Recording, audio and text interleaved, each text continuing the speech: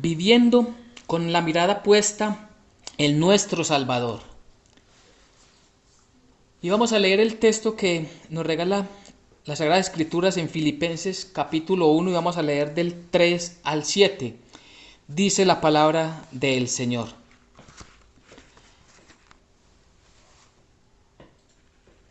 Doy gracias a mi Dios siempre que me acuerdo de vosotros, siempre en todas mis oraciones rogando con gozo por todos vosotros, por vuestra comunión en el Evangelio, desde el primer día hasta ahora, estando persuadido de esto, que el que comenzó en vosotros la buena obra la perfeccionará hasta el día de Jesucristo.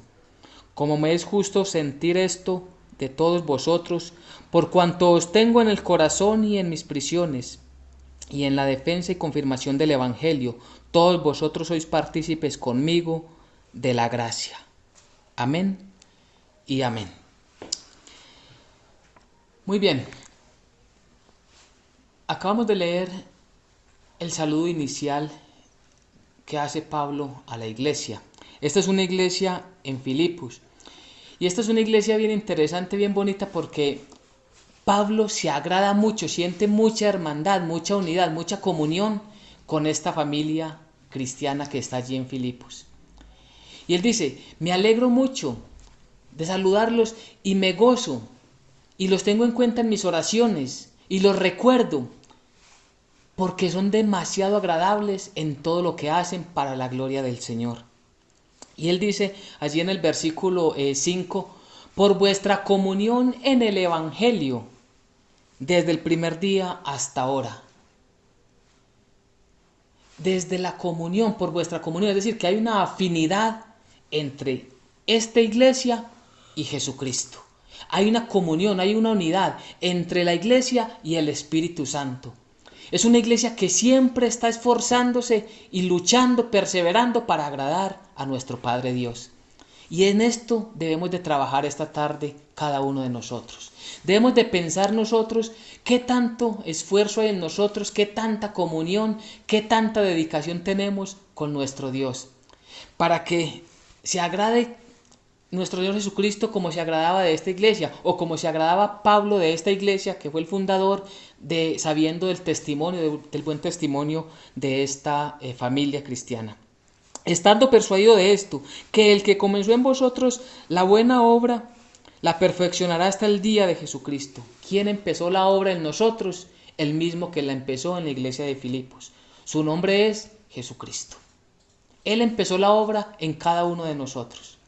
Y esa obra va paso a paso, porque dice que la perfeccionará hasta el día de Jesucristo. ¿Cuál es el día de Jesucristo? El día que Él venga por su iglesia.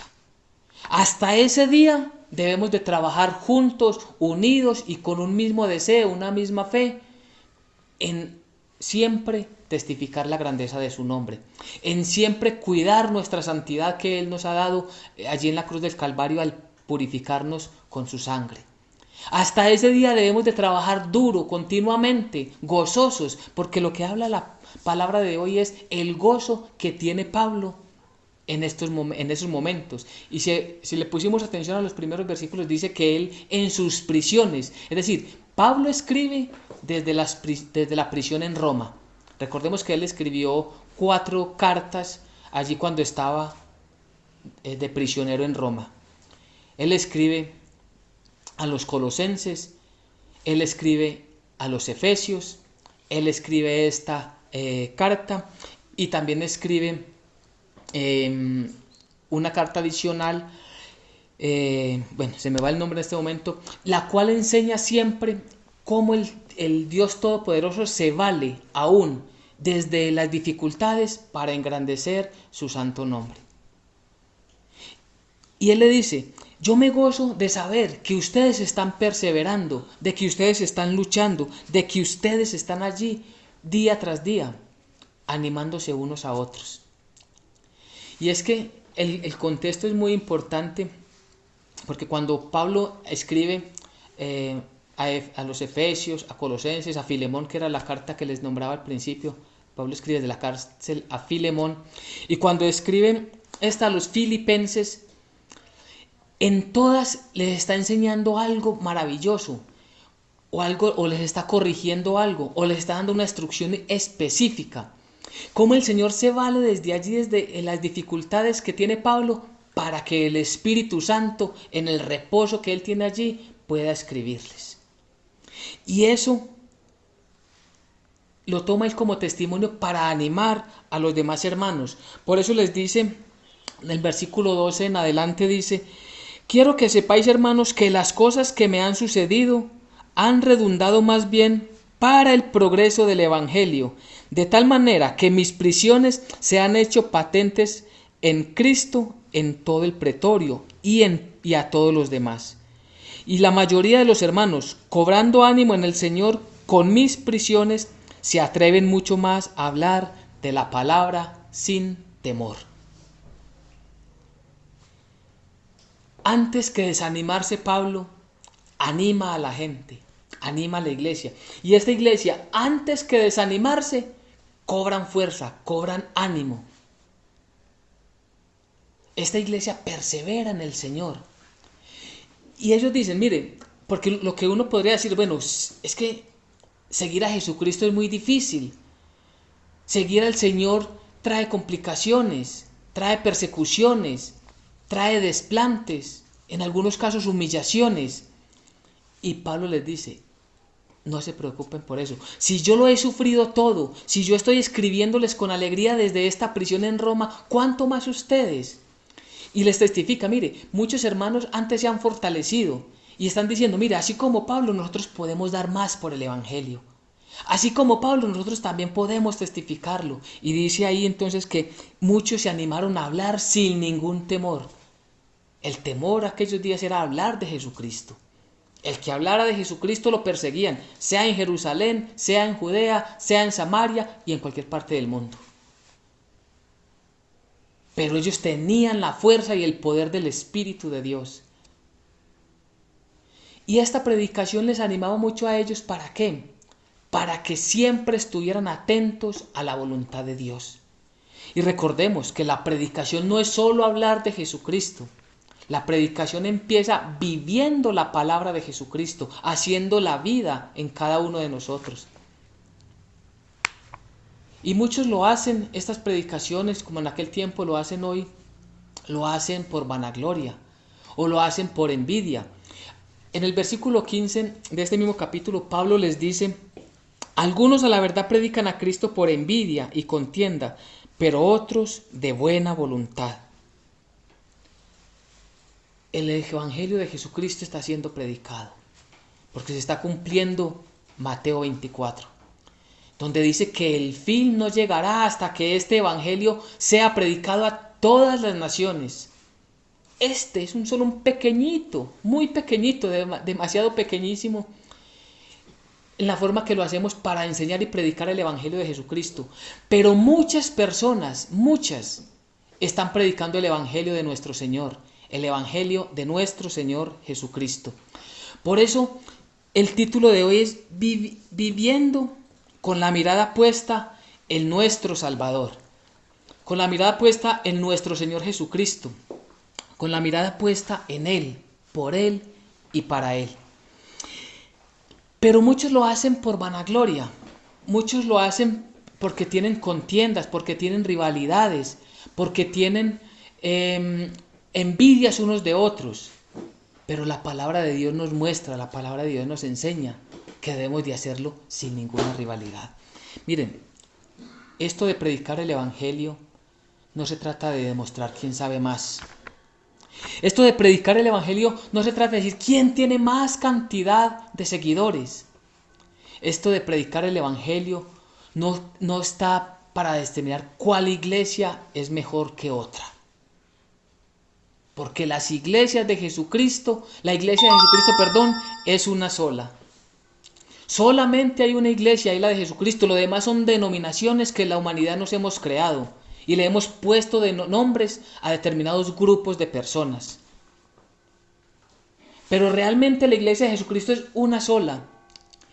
Y nuestra predicación no debe, repito, para demostrar que somos los que más sabemos. Gracias a Dios no somos los que más sabemos. Por el contrario, somos los que más necesitamos aprender. Bendito sea su nombre. Pero en aquellos tiempos también existía lo mismo, lo hacían por contienda. Y lo hacían muchos para decir que sabían más que el apóstol Pablo, imagínense. Porque tenían envidias, habían contiendas, rivalidades entre ellos, querían resaltar más unos con otros. Y Pablo les dice, eso no es lo importante. Incluso Pablo llega en medio de tanta humildad a decir, mire, sea por envidia o sea porque realmente están llenos del Espíritu Santo para predicar el Evangelio, lo importante es que lo prediquen, que prediquen el Evangelio de la verdad. Y es que a la hora de predicar el Evangelio, todo se puede menos la doctrina. Todo se puede, digamos que lo que es innegociable es la sana doctrina. ¿Cómo así? Hay formas de enseñar el Evangelio. Hay comunidades que dicen, no, es que a nosotros no nos gustan las canciones que son tan fiesteras, por llamarlo de alguna manera, permítame la expresión, sino que nos gusta solamente aquellas que son pausadas, que son más de meditación. Eso es válido.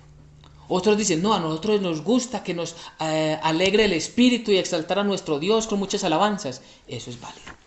Lo que no es válido en ningún caso es la doctrina. Es decir, que nuestra salvación es por fe en Cristo Jesús, es una salvación por gracia, es un regalo de Dios. Es decir, que la sangre de Cristo fue la que nos limpió cuando Él murió en esa cruenta cruz, en el madero, como dice la palabra de Dios. Eso es innegociable. Que creemos en el Padre, en el Hijo y en el Espíritu Santo como el mismo y el único Dios verdadero. Eso es incambiable. Eso no se puede negociar, eso es inmodificable. Que solamente tenemos un mediador, un intercesor, y que por tanto se le debe orar, se le debe pedir solamente a Dios en el nombre de Jesucristo. Eso es innegociable. Porque es lo que dice la palabra de Dios. Entonces, mientras esté predicando esto, no debemos de preocuparnos en qué comunidad o en qué iglesia hay más gente o hay menos gente. Lo que deben buscar es siempre que nos enseñen la palabra de Dios, que nos enseñen las Sagradas Escrituras, que nos enseñen la Biblia. No que nos enseñen, como hemos hablado en otras oportunidades, que nos enseñen filosofías humanas, preceptos humanos, tradiciones humanas, cosas que se inventaron los hombres. No, que nos enseñen la palabra de Dios es donde debe estar puesta siempre nuestra mirada. Y entonces Pablo les dice, miren, esta persecución que me están haciendo a mí no me afecta, porque para mí el vivir es para Cristo, dice la palabra del Señor. Ahí en el capítulo 1 del 21 al 24 dice, porque para mí el vivir es Cristo y el morir es ganancia. Mas si el vivir en la carne resulta para mí en beneficio de la obra, no sé entonces qué escoger. Porque ambas cosas estoy puesto en estrecho, teniendo deseo de partir y estar con Cristo, lo cual es muchísimo mejor. Pero quedarme en la carne es más necesario por causa de vosotros. Entonces lo que dice Pablo es, miren, estas aflicciones que tengo, esto no es nada. Yo quiero seguir trabajando para la obra. Y lo que plantea el texto es, mire, si me tocara escoger, pues me gustaría irme con Cristo, con el Señor de una vez. Es decir, no, si muero en este momento me voy gozoso porque estoy seguro que me voy a encontrar con mi Señor. ¡Ah, qué alegría! ¡Qué fe tan genuina! ¡Qué entendimiento, qué sabiduría de una persona como Pablo! Y de todos nosotros si comprendemos las Sagradas Escrituras como Él nos las enseña hoy, como el Espíritu Santo nos enseña hoy su santa voluntad. Debemos de tener claro que si nos quedamos en este mundo, si nos quedamos en la tierra, si nos quedamos acá, es con un propósito. ¿Y cuál es ese propósito entonces? ¿Cuál es el propósito que Dios ha puesto en nosotros? ¿Acumular riquezas? ¿Generar más fortunas? ¿Buscar más comodidades? Eso no habla la palabra. Pablo estaba en grandes persecuciones, pasó por muchas enfermedades y ahora estaba en la cárcel. Y no era cosa fácil estar en una cárcel de los romanos.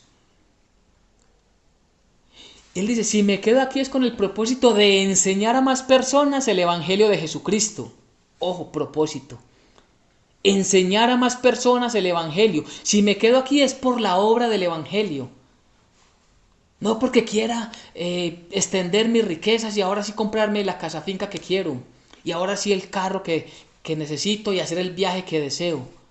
No, él no tenía nada de eso en la mente. Él tenía cada oportunidad. Mire, es que está en la cárcel y está aprovechando allí para escribirles. Recordemos cuando estudiamos a Filemón. Escribirle a Filemón que recibiera a su esclavo, que lo perdonara y que lo tratara ya no como un esclavo, sino como un hermano, enseñando. Miremos cuando le escribe a los Efesios, porque la salvación es por gracia. Y esto no de vosotros, sino que es un don de Dios, por la fe que es en Cristo Jesús. Eso es el verdadero entendimiento de la palabra. Pablo le escribe de la cárcel a los colosenses.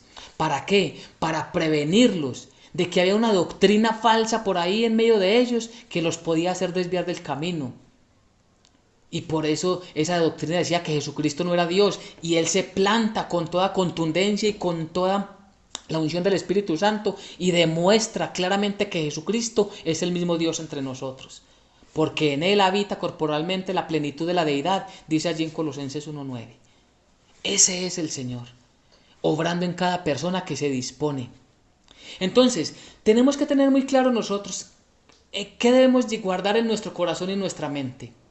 Si estamos acá, es para el servicio del Evangelio, para esa comunión que tenemos con Cristo Jesús sea evidente, enseñando a más personas su santa palabra.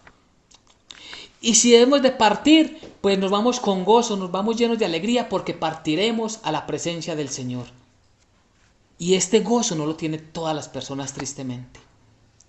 Muchas personas hoy están muriendo sin conocer esta verdad, esta hermosura del Evangelio, de la gracia de Dios.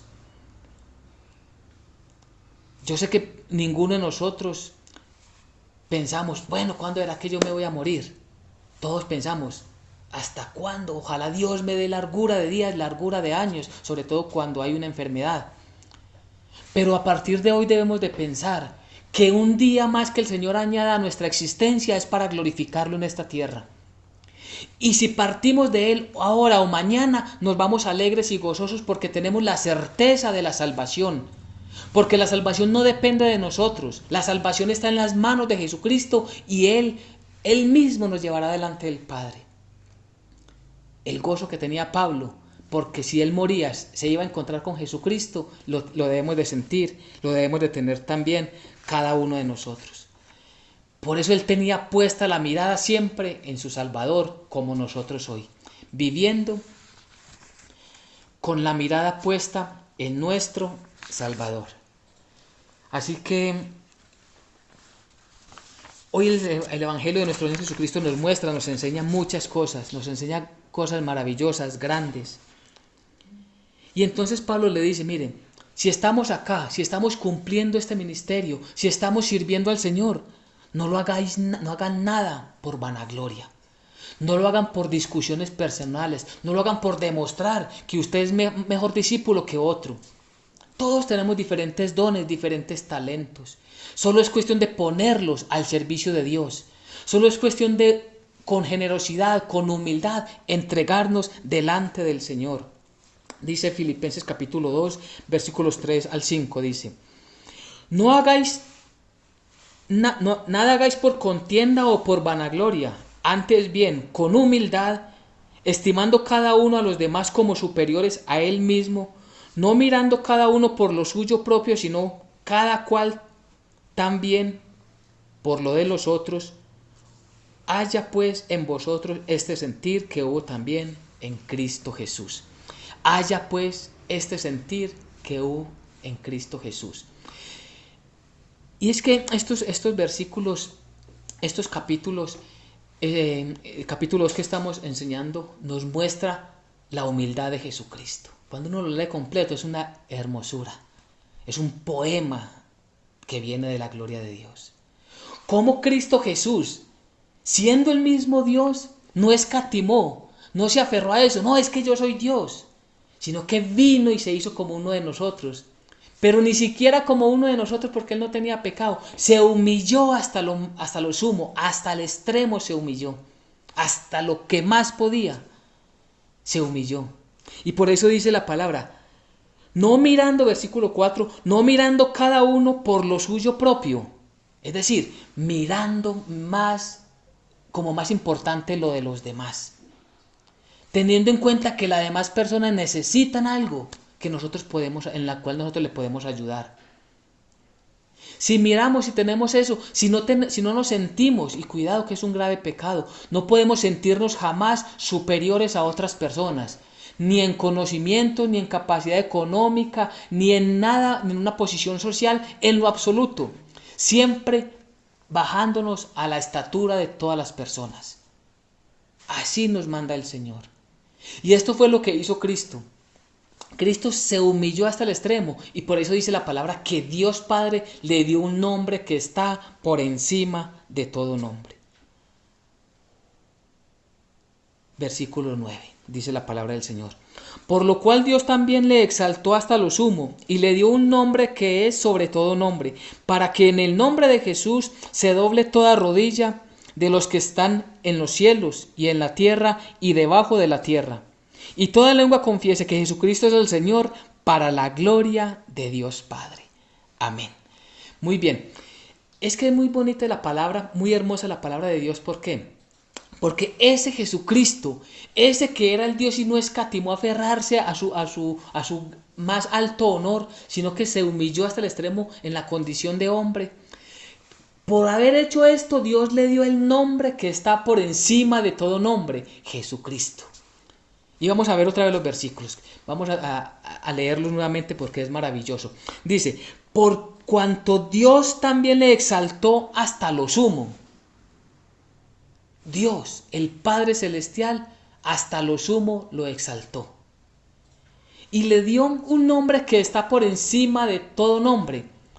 No hay otro nombre mayor, no hay otro nombre más grande, no hay otro nombre superior, no hay uno ni siquiera mínimamente parecido en soberanía, honor, gloria, honra, como el de Jesucristo. Vemos por qué la insistencia de que solo a Cristo Jesús se le ora, que solo a Él se le pide ayuda, que solo a Dios se le clama. Es que no hay otro nombre dado en la tierra a los hombres, en que los hombres puedan ser salvos. No lo hay. No hay otro nombre. Entonces, ¿por qué nos vamos a desviar con doctrinas que no están en la Biblia? Mire, si tenemos el gozo del que hablaba el capítulo 1, ese gozo de que cuando partamos de esta tierra, ¿con quién nos vamos a encontrar? ¿Cuál es la esperanza? Que nos vamos a encontrar con nuestro Señor, con nuestro Maestro, con nuestro Dios, con nuestro hermano, con nuestro amigo, con todo ese amor con el cual el Señor nos espera allí. Y por eso, para que en el nombre de Jesucristo toda rodilla se doble, de los que están en los cielos y en la tierra y debajo de la tierra. Toda rodilla se doble. ¿Delante de quién? No delante de una imagen, ya le hemos aprendido. Sino en espíritu y verdad honramos al Padre, nos postramos de rodillas y lo glorificamos al Padre que ve en lo secreto. Y el Dios que ve en lo secreto dice que Él nos recompensará en público. Y nos doblamos delante de Él, ¿por qué? Porque Él es santo, santo, santo, porque Él es Dios, porque Él es el único ser supremo que está sobre nosotros. Bendito sea su nombre. Y toda lengua confiese que Jesucristo es el Señor, para la gloria de Dios Padre. Y toda lengua confiese. Recuerden siempre la oración que hacemos al final. Que está tomada de Romanos capítulo 10. Dice, para que todo aquel que confiese con su lengua que Jesucristo es el Señor, también lo confirma este texto. Toda persona que quiera ser salva, ¿qué necesita? Creerle a Jesucristo, creer en Él, creer que Él es el Dios, creer que Él es el Mesías y creer que Él pagó ya por nuestros pecados. Yo lo confieso, Señor Jesucristo, tú eres mi Señor y mi Salvador, lo estoy confesando. ¿Y esto qué hace? Glorifica al Padre. Y entonces, así como Cristo Jesús fue glorificado en el más alto honor, así nosotros recibiremos recompensas de las que hemos nombrado algunas veces, que hay unas coronas de gloria para todos los que trabajamos para la obra del Señor, para todos los que hacemos algo para la obra del Señor y lo hacemos por gratitud. porque reconocemos la grandeza de Dios, pero el Señor es tan misericordioso que aún eso nos tiene algo guardados en el reino de los cielos. Y Pablo habla de esto en estos textos bíblicos. Y si no es que ya lo haya conseguido, pero estoy trabajando todos los días, porque él confía en las promesas, él cree totalmente, tiene la certeza en las promesas de nuestro Señor. Así que de esta manera glorificamos al Dios Padre, confesando a Jesucristo. Y si confesamos a Jesucristo, significa que estamos en comunión con Él. Y si estamos en comunión con Él, estamos todos los días buscando enseñarle a otras personas el Evangelio, su santo Evangelio. Y estamos enseñando su Evangelio aunque hayan dificultades, aunque hayan persecuciones, aunque hayan humillaciones. Pero pensemos siempre en lo que hizo Jesucristo. Se humilló hasta lo sumo, hasta el extremo. No vamos a aguantar nosotros, no vamos a ser capaces nosotros de aguantar así haya una humillación o algo que nos moleste de momento. Porque la palabra de Dios es necesario que sea predicada y testificada para la gloria del Padre. Y entonces Él nos dice, regocíjense, alégrense. Alégrense porque están trabajando para la obra del Señor. Alégrense porque quien los espera a ustedes en la puerta del reino de los cielos es el mismo Jesucristo. Alégrense porque a quien verán de primero cuando partamos de este mundo es a Cristo Jesús. La tradición y el folclorismo nos ha llevado a pensar que entonces el que nos va a abrir la puerta es San Pedro y San Pedro es el que nos va a decir para dónde vamos a ir. No, eso es algo que la sociedad folclórica se inventó. Pero nosotros los creyentes vamos a ser recibidos en la gloria de Jesucristo, por Él mismo vamos a ser recibidos. Y dice, regocíjense, vamos al capítulo 4, versículo 4, regocijaos en el Señor siempre. Otra vez digo, regocijaos. Vuestra gentileza sea conocida de todos los hombres. El Señor está cerca, eso es una afirmación, el Señor está cerca. Por nada estéis afanosos, si no sean conocidas vuestras peticiones delante de Dios en toda oración y ruego con acción de gracias. Y un versículo que nombramos también cada 8 días. Y la paz de Dios que sobrepasa todo entendimiento guardará vuestros corazones y vuestros pensamientos en Cristo Jesús. Regocijaos en el Señor siempre. Otra vez os digo, regocijaos. Y dice, que vuestra gentileza sea conocida por todos los hombres, que vuestra manera de vivir sea conocida por todos los hombres. El Señor está cerca. El Señor está cerca. Nuestra meta, nuestra mirada, nuestra atención, nuestro futuro está en las manos de Jesucristo y todo debe estar puesto en Él, en obedecerlo, en servirle, en seguirle, en tenderle la mano a otro para que conozca el Evangelio. Nosotros somos sus discípulos, todos los que nos congregamos a esta hora. Y como sus discípulos tenemos una misión de ir a ser más discípulos para Jesucristo. Y no para vanagloria como lo hemos aprendido. No para que nos digan que nosotros somos los que más sabemos ni los que más gente tenemos en torno a la predicación. No, es porque es lo que le agrada a Dios. Y porque si le enseñamos a otros a que confiesen a Jesucristo como su Señor y Salvador, el Padre Dios es glorificado. Vemos el hilo conductor tan hermoso que nos lleva a la palabra de Dios. Y por eso dice, por nada estéis afanados, sino que sean conocidas vuestras peticiones delante de Dios con toda oración y ruego en acción de gracias. Los afanes de este siglo a todos nos quitan tiempo, a todos nos distraen, a todos nos persuaden. ¿Para qué? Para que dejemos la oración y de otra manera estemos más bien en el mundo. Pero Él dice, no estén afanosos, no estén afanosos ni siquiera por el que han de comer mañana, dice el Señor. Vuestro Padre que está en los cielos, saben ustedes qué necesitan. Estemos ansiosos, pero de enseñar a otros la palabra. Estemos ansiosos de siempre estar congregados sin falta. Estemos ansiosos de estudiar, de participar en estudios bíblicos, como lo hemos repetido varias veces. Porque todo lo que esté en nuestro entorno lo presentamos con toda oración, con todo ruego, con toda súplica, delante del Señor. Y entonces, nosotros los creyentes, nosotros los que luchamos, los que perseveramos por estar delante del Señor, nosotros los que buscamos siempre agradarle, recibiremos esa paz que sobrepasa todo entendimiento. Esa paz que sobrepasa todo entendimiento llega a nosotros y por eso dice, sobrepasa todo entendimiento, no sabemos cómo.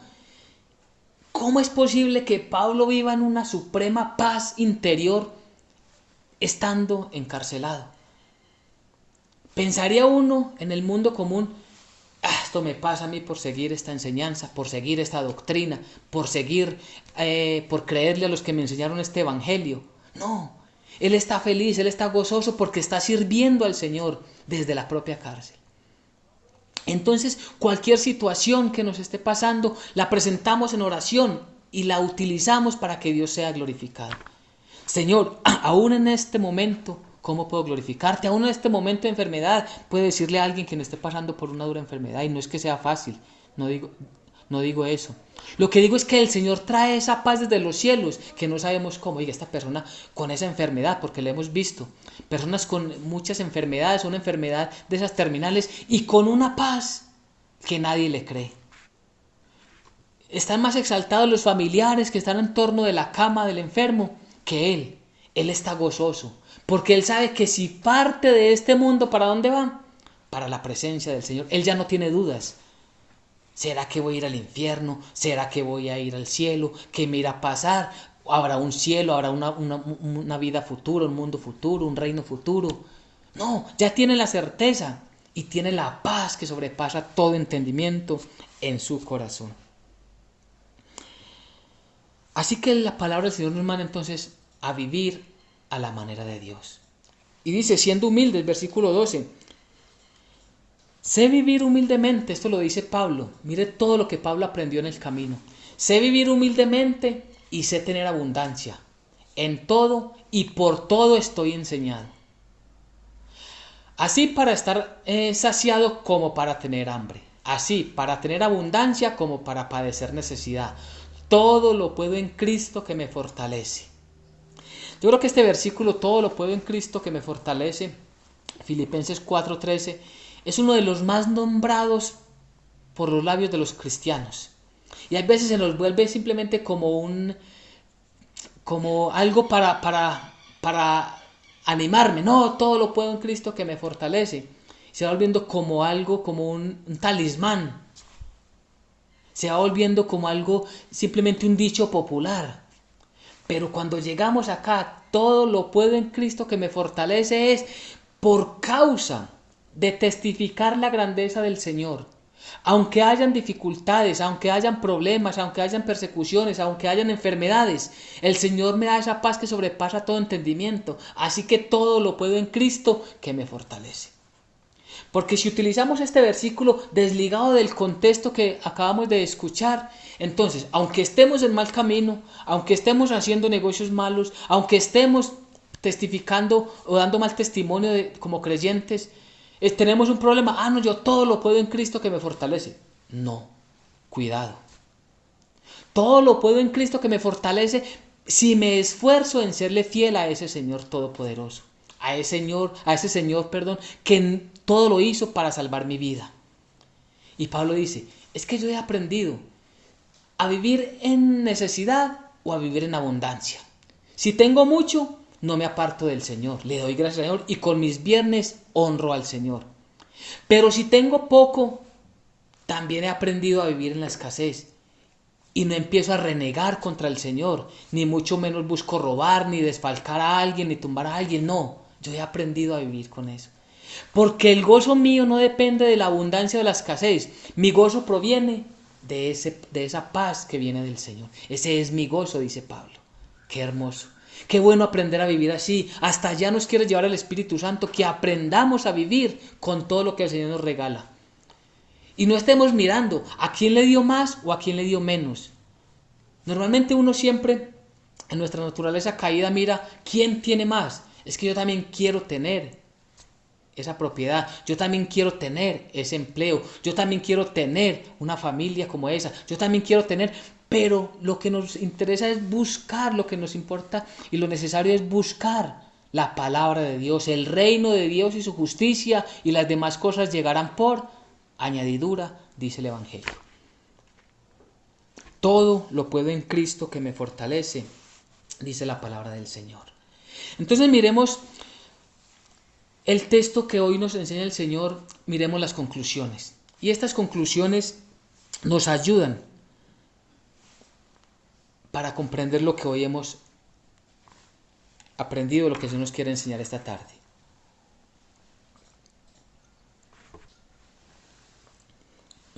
Dice, el que comenzó en nosotros la buena obra, la perfeccionará hasta el día de Jesucristo. ¿Quién empezó la obra? Dios. ¿Quién la terminará? Dios. A nosotros nos corresponde es disponernos. A nosotros nos corresponde es creerle a Él. Porque esta obra, repito, es una obra que va creciendo cada día más y más. No podemos estancarnos. No podemos ser los mismos creyentes que éramos hace 5 años, que éramos hace 10 años o que éramos hace 15 años. No, tenemos que avanzar y hay dificultades y hay problemas, pero siempre teniendo claro que primero es la obra de Dios. La palabra nos enseña a ser partícipes del Evangelio, estando firmes aún en las dificultades. Esto es lo que nos enseña la palabra de Dios hoy. Aunque hayan dificultades, el Señor nos invita a que participemos de su obra, que participemos de las enseñanzas, que participemos ayudando a otros, evangelizando a otros. ¿Cómo? Desde el buen testimonio, invitándolos a congregarse, dándoles una Biblia, mostrándoles en qué parte de la Biblia habla de la salvación por gracia, enseñándoles por qué Cristo Jesús murió, tenía que morir en una cruz del Calvario. Aunque hayan dificultades, aunque haya escasez o aunque haya abundancia, no permitir que nos distraigamos de lo que el Señor nos ha mandado. Que podamos decir como Pablo, el gozo de Él está en que si muero, me voy alegre porque voy a la presencia del Señor. Y si me quedo acá un día más, un año más, 10 años más, 50 años más, pues me quedo para glorificar para glorificar al Señor haciendo su obra acá en la tierra. El gozo del cristiano no depende de la riqueza o de la escasez, sino de Cristo. Guardemos muy bien esta conclusión. El gozo del cristiano no depende ni de la riqueza ni de la pobreza, sino que depende de Cristo Jesús. Y la última conclusión. El cristiano fiel todo lo puede en Cristo que lo fortalece. El cristiano fiel, ¿cierto? Que no se nos convierta este versículo en un dicho popular, sino que sea verdaderamente porque nos esforzamos en servir a Cristo y Él nos saca de todos los aprietos, de todas nuestras necesidades. Él nos sacará para bien y para su gloria y honra. Y tenemos entonces como aplicaciones para nuestras vidas.